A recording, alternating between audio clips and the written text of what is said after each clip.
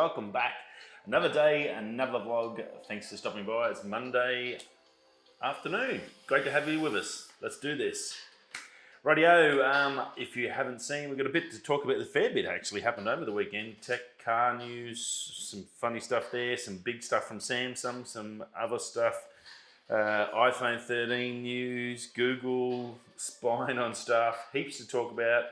I'm going to get straight into it. Now, if you didn't get to see the premiere on Friday night for Bells Rapids Upward Falls, really cool. Got to test the 18 to 35 lens out.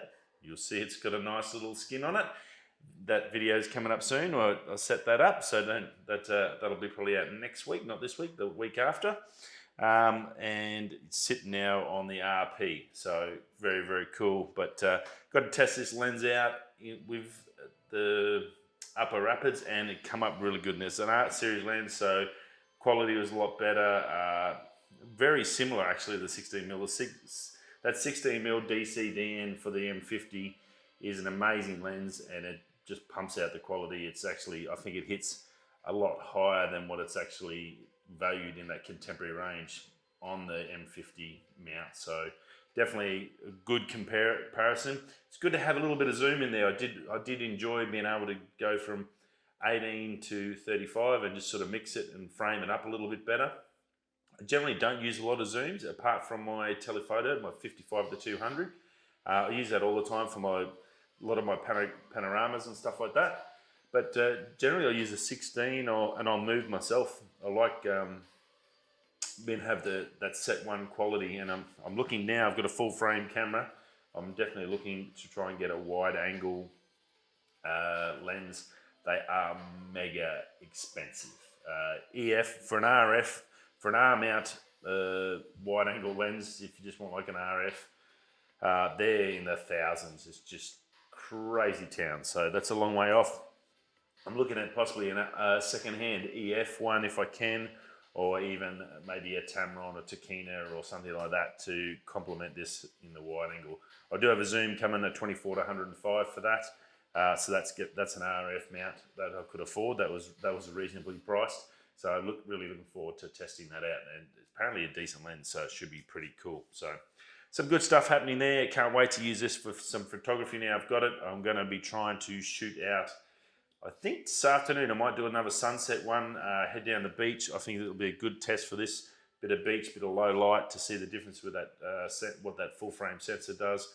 I've got a great spot. You would have seen, I've go to Trig Beach. There's some gorgeous spots there.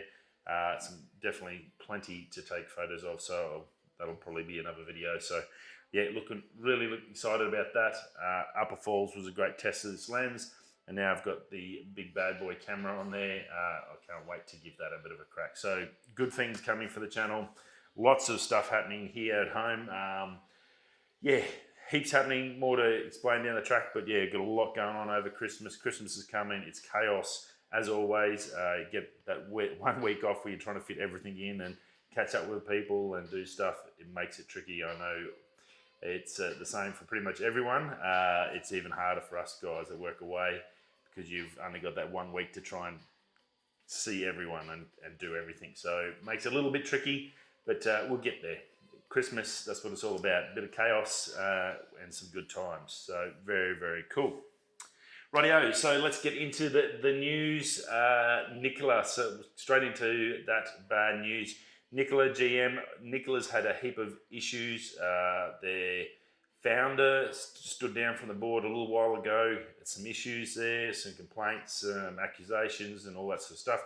Won't go too much of that, but basically GM, who had a $2 billion deal with Nikola, has pulled out of that deal. That is now defunct.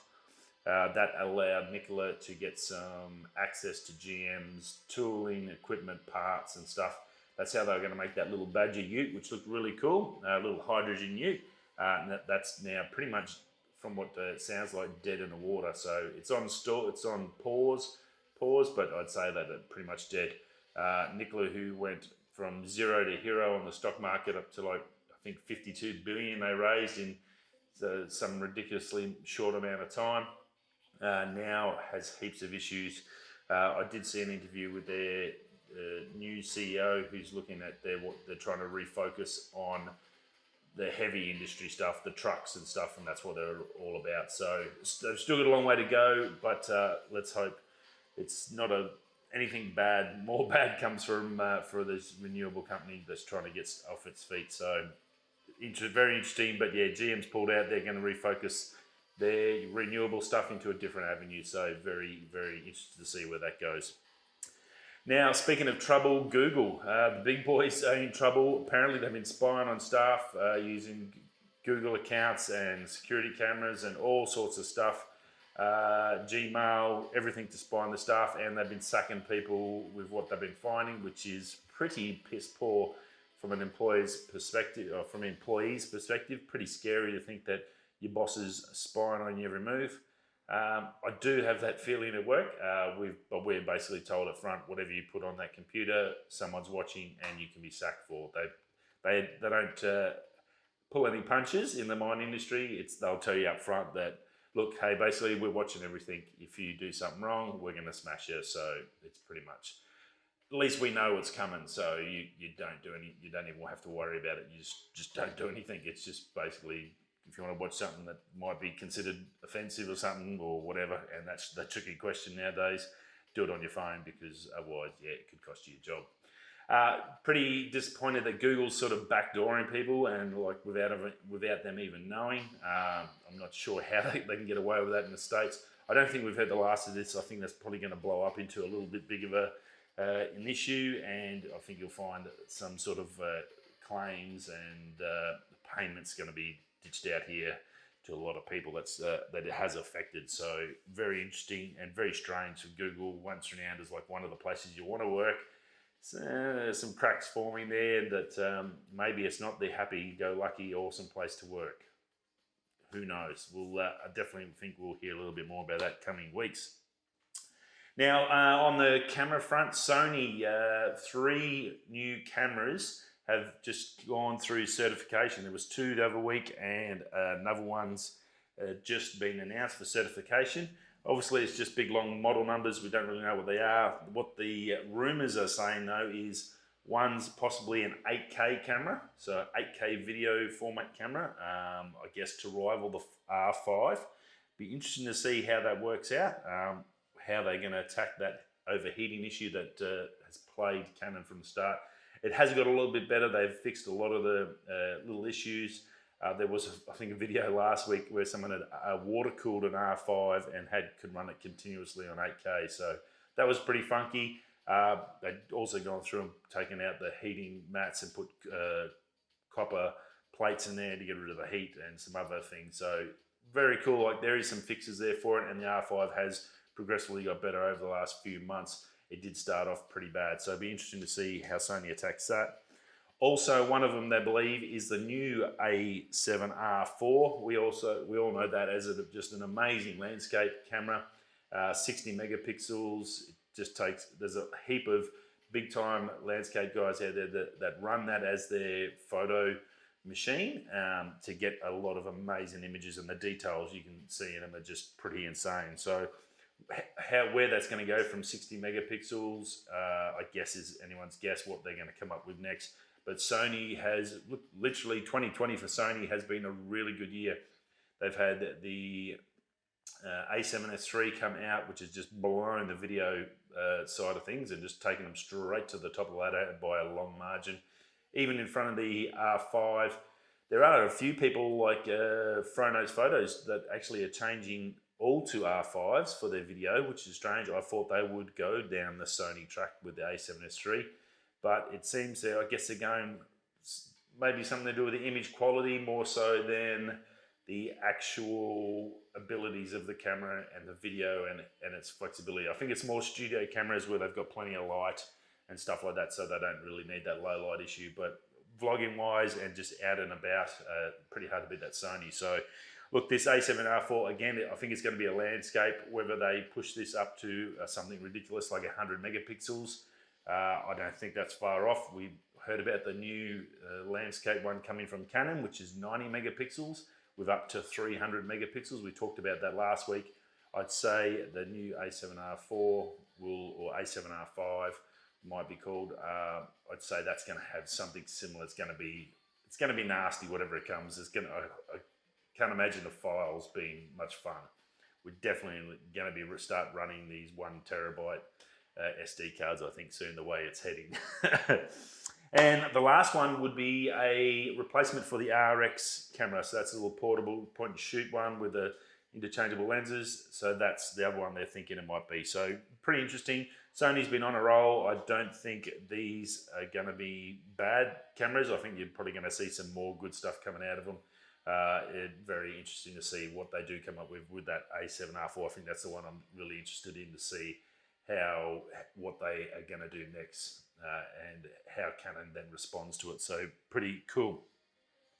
Speaking of high megapixel cameras, Samsung they're getting into this ISO, what do they call it? The ISO cell technology with their sensor. These guys are looking down the barrel of 600 megapixel sensor, some new technology that they've developed.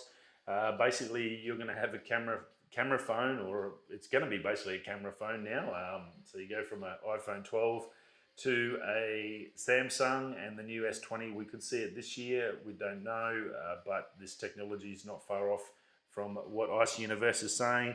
And it's this 600 megapixels. How that's going to work out, that's a lot of pixels.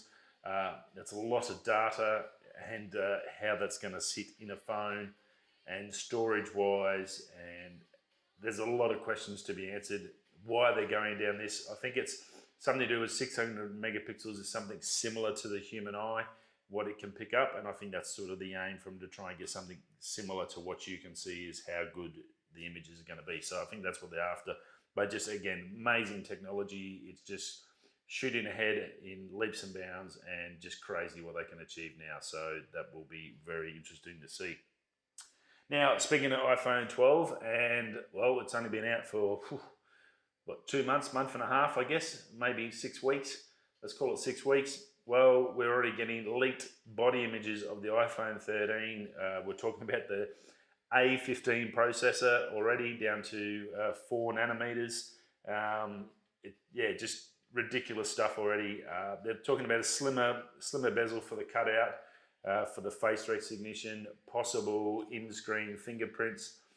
They reckon definitely this year they've got that LTPO screen technology sorted. So that means we'll have the 120 hertz display, and also they're talking about, much like the new iWatches, where they have their always on screen, they're talking about an always on screen technology for your phone. So you don't have to lift it, don't have to swipe it, it's going to be on, but the power reducing mode will keep it so it doesn't destroy the battery. Also on batteries, they're talking about even smaller battery than this year's one, using some sort of layering technology in there so they can get more density in there by using this layer tech in the batteries, and that's going to give you the same sort of same juice in a smaller package. So look, already we're probably, I guess, let's call it, we're 9 months away for a new phone. That's realistically what we're looking at. The way things are going, I think they'll be looking to get back to their September mode. So December's probably half over. 9.5 months. I think it's probably, we're going to just get bombarded every week now for the next 9 months. That's the new norm. That's what we do. So very cool. Camera wise, they've got what looks to be a 4th camera on there. Again, this is way early, so there's not much they can do. We don't know what that's going to do. They are trying to get periscope zoom technology. So that's some of them, like Samsung, have got up to 10 times zoom.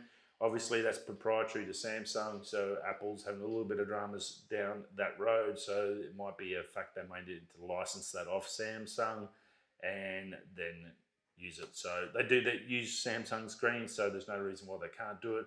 Whether Samsung will let them use it and let them pay for it, I guess we'll see more down the track, maybe June, July. I guess we'll start getting a little bit more closer to what's actually coming. So they are trying to do a few different things, so very interesting. And last but not least, the Razer Gaming, they've brought out a new set of headphones. It's either headphones or phones at the moment. There's so much computers. The tech's just ridiculous coming to Christmas. But Razer have got the Hammerhead wireless pro headphones, new range. So they're in-ear bud type. They've got the interchangeable little buds on the end, so that's good. It's $199 US, so not a bad price range around the Apple Pro mark. So fighting up against them. Adaptive noise cancelling, and they're THX certified. If you don't know THX, maybe when you go to cinema, you'll see THX, that's the surround sound when they go full noise and banging and crashing, and you hear all the glass breaking behind you and all that. That's at THX. So they're certified for that. So you, I guess, guaranteed at least some really good quality sound out of it. The noise cancelling side looks to be not too bad either. The adaptive stuff. 4-hour battery life just out of the buds, and you've got another 16 hours in your case that you can charge them up. So plenty of there. Now they're low latency, so obviously it's a gaming company, and so they're set up for gaming as well. Low latency, 60 milliseconds, and yeah, look, I think they're doing really well. Water resistant and sweat resistant. So if you're just going to use them for the gym and you're not going, when you're not gaming or not on the computer, you can pretty much use them everywhere, like most buds nowadays. So just another option, I guess, if you're looking for something over Christmas to buy yourself or for someone. I guess it just gives you, if they've got Razer already, they're into gaming, this is probably a good little option where you can, I guess, get them something on brand with them and keep them happy, which is always good. People do get a little bit fussy about their brand, so if you do have a better option there for them and it's in there and they've already got that stuff, well, that makes it a really easy choice. And look, $200, that's not too bad. US, that's probably about just under 300 Australian, so I think that's even cheaper than the Apple Pro, so definitely worth checking out. And then last but not least, the iPhone 12, some issues with some Qi chargers. Apparently some of them aren't working with the wireless charging setup in it, and they're not charging the phone overnight. People are having to change different chargers, so some are working, some aren't. The ones I use at work are working fine, and Apple is currently into fixing this issue and getting it sorted, so it's definitely a known issue. If you have trouble with your charger, just check the change chargers if you've got one. Try the different one, it should work. It's just some brands are on, some brands aren't, and that seems to be the issue, but it is definitely an issue. Don't think you're going crazy and your phone's not charging for some reason. It's actually not the phone, it's just not communicating, I think, with some of these third-party brand chargers, so all happening. And that's about it. Yeah, got to get this done. I'm going to start planning and packing the bag up, getting that all ready to go for the afternoon.